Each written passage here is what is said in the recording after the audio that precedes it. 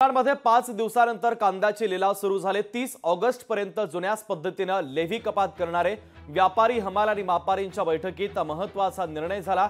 शेतकऱ्यांची गैरसोय टाळण्यासाठी निर्णय घेण्यात आला। तर लेव्ही, हमाल आणि तोलाई कपातीवरून माथाडी आणि व्यापाऱ्यांमध्ये वाद निर्माण झालाय। तर हा वाद निर्माण झाल्यानंतर बुधवारपासून लिलाव बंद होते। आता पुन्हा एकदा ते लिलाव सुरू करण्यात आल्याची बातमी आपण पाहतोय।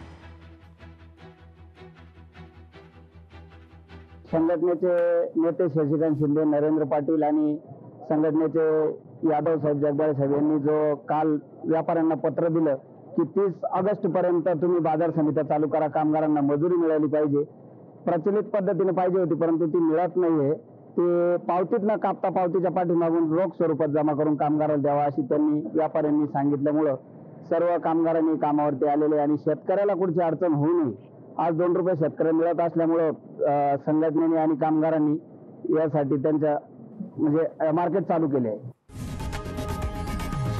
लोकशाही मराठी ऐका, पहा, जागरूक रहा।